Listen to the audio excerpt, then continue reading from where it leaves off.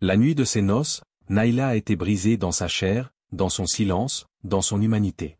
Mais elle s'est relevée, lentement, en silence. Et ce que son bourreau croyait détruit est devenu une reine. Elle n'a pas crié, elle n'a pas frappé. Elle a reconstruit. Elle a observé. Et elle a écrasé son empire.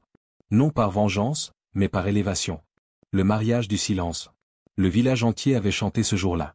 Les tambours parlaient de prospérité, les femmes dansaient en bénissant l'union entre Damba, le riche héritier du plus grand empire de coton de la région, et Naïla, la fille d'un simple tisserand silencieux, réputé pour sa beauté, sa douceur, et son silence.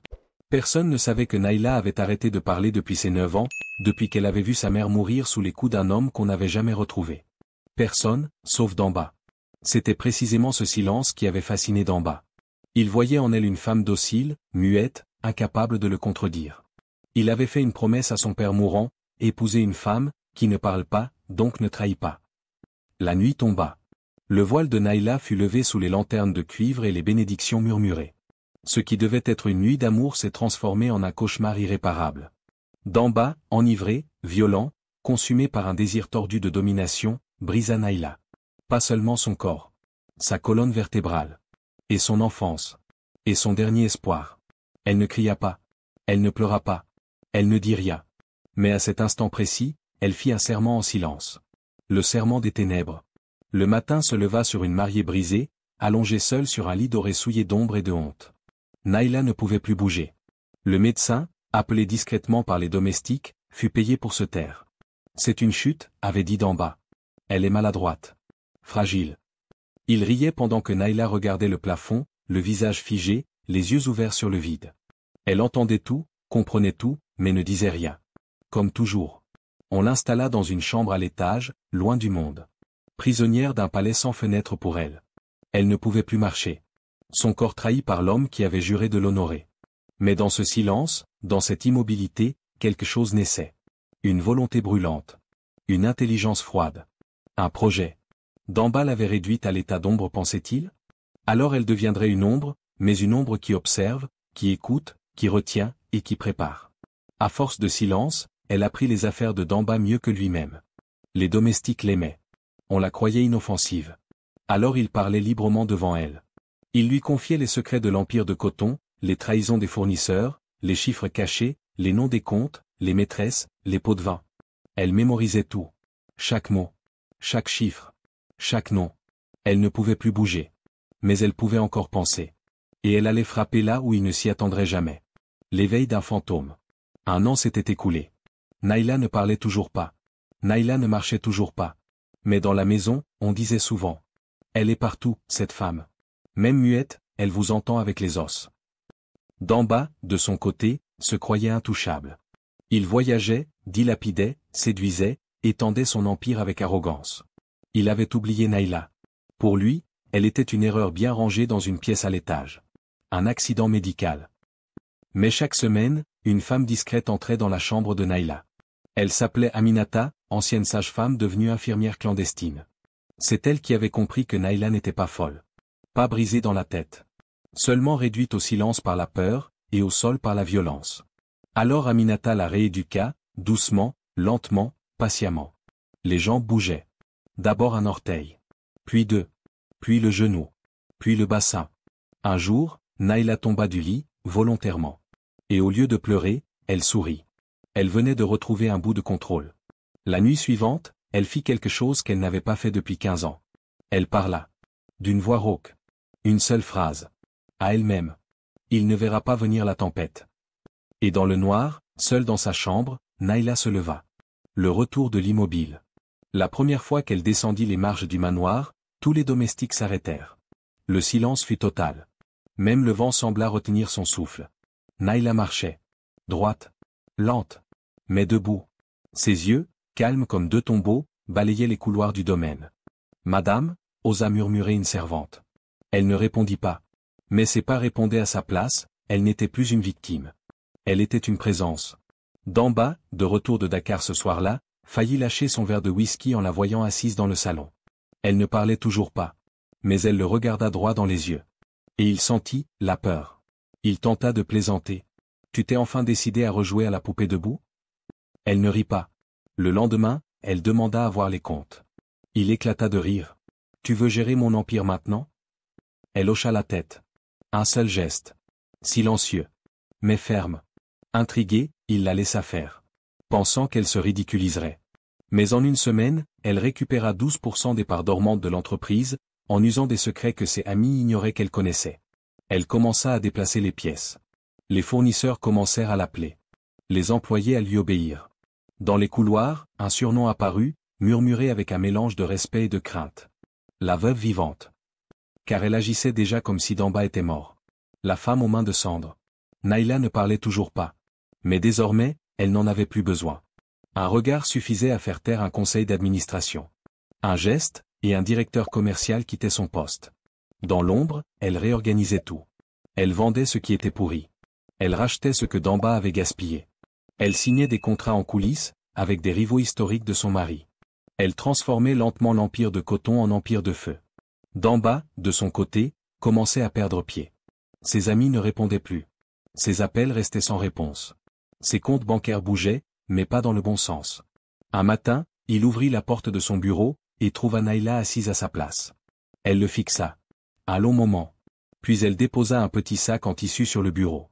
Il l'ouvrit. Dedans, les cendres de leur contrat de mariage. Elle se leva, marcha jusqu'à lui. Et pour la première fois depuis des années, elle parla à haute voix. D'une voix calme. Sans haine. Plus glaciale que la vengeance. Tu m'as brisé, maintenant, regarde ton monde tomber, morceau par morceau. Et elle sortit sans attendre de réponse.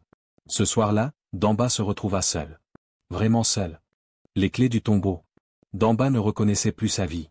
Ses partenaires d'hier faisaient désormais allégeance à Naila. Ses bureaux lui échappaient. Même les gardiens de sa maison lui adressaient à peine la parole. Il pensait pouvoir l'écraser. Il pensait qu'un dos brisé signifiait une vie brisée. Mais Naila n'avait pas seulement réappris à marcher. Elle avait appris à régner. Elle ne se contentait pas de récupérer son dû. Elle reconstruisait son empire à sa façon, propre, discret, implacable. Et elle n'était pas seule. Aminata, l'infirmière silencieuse, était devenue sa conseillère personnelle. Moussa, ancien gestionnaire renvoyé injustement par Damba, gérait désormais les finances. Fatou, une ouvrière que Damba avait humiliée publiquement, était nommée directrice de production. Chaque personne que Damba avait méprisée. Naila en faisait une arme. Et pendant ce temps, elle cherchait les clés du tombeau. Les preuves de corruption, les contrats de faux marché, les fausses factures, les transferts illégaux. Tous les éléments pour enterrer Damba vivant sous ses propres péchés. Et quand elle découvrit un coffre caché contenant des documents compromettants, elle sourit. Tu t'es enterré toi-même. Moi, je referme juste la tombe. Le palais des regrets. Le manoir qui autrefois rayonnait comme un palais, où le pouvoir de Damba dictait l'air que l'on respirait, était désormais un mausolée. Ses couloirs résonnaient du silence de Naila, un silence plus lourd que les cris. Damba, lui, ne dormait plus. Il errait de pièce en pièce, les yeux rouges, la chemise trempée de sueur, cherchant dans le passé des erreurs qu'il ne pouvait plus effacer. Un matin, il entra dans le grand salon, là où Naila s'asseyait désormais tous les jours, droite et royale, comme une reine dont le trône avait été volé mais jamais oublié. Il tomba à genoux devant elle. Je suis désolé. Naila. Je suis un monstre. Pardonne-moi. Elle l'observa, impassible. Puis elle se pencha légèrement et murmura. Tu ne demandes pas pardon. Tu demandes à échapper au naufrage. Et elle tendit la main. Pas pour le relever. Mais pour lui montrer une lettre. Un document officiel. La preuve d'une plainte déposée au tribunal. Avec pièces jointes, témoignages, documents signés, relevés bancaires, photos médicales. Il voulut pleurer. Mais les larmes ne venaient plus. Naila, tu vas me détruire. Elle répondit, sans hausser la voix. Non. Je vais juste te laisser t'effondrer seule. Comme tu m'as laissé, cette nuit-là, par terre. Brisée. Et elle quitta la pièce, en laissant derrière elle le palais des regrets. L'empire inversé. Le procès fit la une de tous les journaux. Damba, l'homme intouchable, passait en jugement pour violence conjugale, abus de pouvoir, évasion fiscale, et manipulation d'actifs. Mais dans le tribunal, ce n'était pas sa déchéance qui fascinait le public. C'était la femme qui l'avait réduit à néant. Naila. Assise calmement, droite comme une flèche. Son regard transperçait les murs. Sa voix, lorsqu'elle parlait, tombait comme un verdict avant l'heure. Chaque mot était une claque portée avec grâce. Le juge lui-même peinait à cacher son émotion. Comment avez-vous trouvé la force de ne pas vous venger par la violence? Elle répondit simplement. Parce que ce qu'il m'a pris, je l'ai reconstruit plus fort. Il ne méritait pas ma colère. Il méritait ma réussite. Et pendant que Damba recevait sa condamnation aux prisons fermes, saisie des biens, expulsion des conseils d'administration, un autre verdict tombait en silence. L'Empire était désormais entre les mains de Naïla. Ce qu'il avait bâti en écrasant, elle l'avait reconstruit en se relevant. La presse l'appela bientôt la femme au dos d'acier. Non pas parce qu'elle avait été brisée, mais parce qu'elle avait tenu tout un empire sur ses épaules, redressé. Le silence qui gagne. Depuis la chute de Damba, Naïla ne donna qu'une seule interview. Elle refusa les plateaux télé, les cérémonies, les hommages. Elle continuait de gérer l'empire dans l'ombre, avec la même rigueur silencieuse que celle qui avait sauvé sa vie. Mais ce silence n'était plus celui d'une victime. C'était le silence d'une femme qui n'a plus besoin de prouver quoi que ce soit. Dans les villages, les femmes parlaient d'elle comme d'une légende. Les jeunes filles lisaient son histoire à l'école. Et dans les milieux d'affaires, on disait simplement: si Naïla entre dans une pièce, ne parle pas. Écoute. Car elle entend même ce que tu ne dis pas. Damba, lui, était en prison. Oublié. Sans visite. Sans pouvoir. Un jour, il reçut une lettre. Une seule phrase, écrite de la main de Naïla. Tu croyais m'avoir brisé. Tu m'as révélé. Et ce fut la dernière fois que son nom fut lié au sien. Car Naïla n'avait pas besoin de vengeance spectaculaire. Son existence était devenue sa victoire. Le trône du silence. Le manoir autrefois symbole de soumission et de douleur était aujourd'hui un centre d'accueil pour femmes brisées. Naïla l'avait transformé. Chaque pièce, chaque mur, chaque couloir où elle avait souffert portait désormais l'empreinte d'un espoir reconstruit. Elle ne portait pas de couronne. Elle n'avait pas besoin de sceptre. Elle siégeait à la tête de son empire dans une salle sobre, entourée de livres, de plantes, et de sourires reconnaissants. Parfois, on lui demandait: pourquoi ne vous êtes-vous jamais remarié? Elle répondait par un sourire. Et une seule phrase: je suis déjà mariée à ma renaissance. Les investisseurs venaient de toute l'Afrique pour comprendre comment une femme sans parole avait pu bâtir un empire aussi stable, aussi respecté. Et tous repartaient avec la même impression. Ils n'avaient pas rencontré une femme d'affaires. Ils avaient rencontré une légende vivante. Elle s'est relevée pour nous toutes.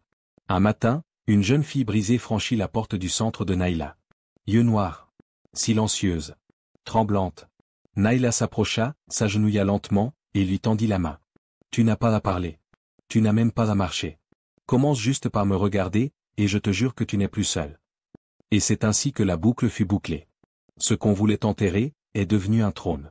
Ce qu'on croyait muet, a changé le monde. Ce qu'on a voulu briser, est devenu un pont pour les autres. Et dans ce silence, Naïla régna. Merci d'avoir écouté cette histoire. Si elle a touché quelque chose en vous, si elle a réveillé un souvenir, une émotion, ou simplement un peu d'espoir, abonnez-vous, pas seulement pour une vidéo de plus, mais pour continuer ensemble ce voyage à travers des récits oubliés, des vérités humaines, et des silences qui parlent plus fort que les mots. Votre écoute donne vie à ces histoires. Merci d'en faire partie.